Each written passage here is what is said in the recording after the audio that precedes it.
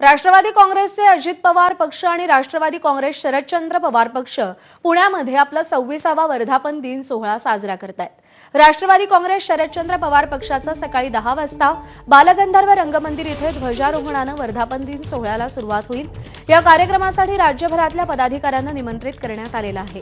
यासोबतच पक्षाचे आमदार, माजी आमदार, खासदार, माजी खासदार उपस्थित असतील, तर दुसरीकडे अजित पवार पक्षाने देखील पुण्यातच वर्धापन दिन सोहळ्याचं आयोजन केलं असून दुपारी 3 वाजता बालेवाडी ग्राउंड इथं हा सोहळा पार पडेल।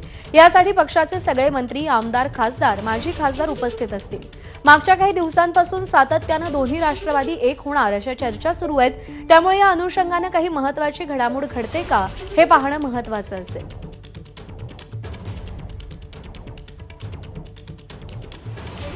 निलेश बुधावले आपले प्रतिनिधी आपल्याला या सगळ्या संदर्भात अधिक अपडेट देतील। निलेश, राष्ट्रवादी पक्षाचे 2 वेगवेगळे वर्धापन दिन सोहळे होणार आहेत। गेल्या काही दिवसांपासून सुरू असलेल्या चर्चा, त्या पार्श्वभूमीवरती या सोहळ्याला काय विशेष महत्त्व प्राप्त झालंय, काय इतिहास आहे या सोहळ्यांचा?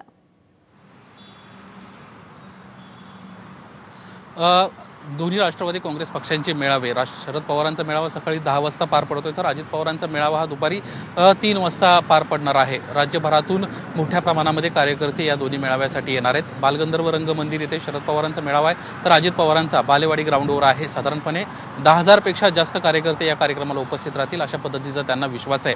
आगामी स्थानिक स्वराज्य संस्थांच्या निवडणुका आहेत आणि त्यामध्ये राष्ट्रवादी काँग्रेस पक्षाला पुणे आणि पिंपरी चिंचवड ही 2 ज्या महानगरपालिका आहेत ह्या अतिशय महत्त्वाच्या आहेत। त्यामुळे एक प्रकारे शक्ती प्रदर्शन पुण्यातून होताना आपल्याला पाहायला मिळतंय। याचा इम्पॅक्ट आपोआपच महानगरपालिकांच्या निवडणुकांच्या अनुषंगाने आपल्याला पाहायला होईल। किंबहुना आजच्या या भाषणांमध्ये देखील याची सुतवाच होतील अशा पद्धतीची शक्यता आहे। दुसरीकडे शरद पवारांच्या राष्ट्रवादी संदर्भात जर बोलायला गेलं तर मागच्या अनेक दिवसांपासून राष्ट्रवादी काँग्रेस पक्षामध्ये शरदचंद्र पवार पक्षांचा पक्ष विलीन होऊ शकतो अशा पद्धतीची एक चर्चा होती।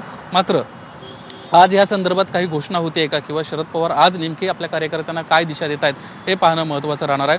सूत्रांची जी माहिती मिळते त्यानुसार सध्या तरी विलिनीकरणाचा जो विषय आहे तो मागे पडलेला आहे। त्यामुळे शरद पवार पुन्हा एकदा कशा पद्धतीने कार्यकर्त्यांना लढलं पाहिजे या संदर्भात सुतोवाच करतील, भाषण करतील अशा पद्धतीची माहिती सध्या मिळते आहे। सुरुवातीला बालगंधर्व रंगमंदिराच्या पूर्वी राष्ट्रवादी काँग्रेस पक्षाच्या कार्यालयात ध्वजारोहण होईल आणि त्यानंतर मेळाव्याला आणि वर्धापन दिन सोहळ्याला शरद पवारांच्या सुरुवात होताना पाहायला मिळणार आहे। अनेक दिवसांपासून आमदारांचं शिष्टमंडळ शरद पवारांना जाऊन भेटलं होतं, खासदारांचं शिष्टमंडळ देखील भेटलं होतं आणि आपण सत्तेत गेलं पाहिजे। खासदारांचं म्हणणं होतं की आपण भाजपसोबत गेलं पाहिजे, आमदारांचं म्हणणं होतं की आपण अजित पवारांसोबत गेलं पाहिजे आणि या सगळ्या चर्चांच्या पार्श्वभूमीवर शरद पवार आज काय निर्णय घेत आहेत आणि काय कार्यकर्त्यांना मार्गदर्शक हे पाहणं महत्त्वाचं राहील।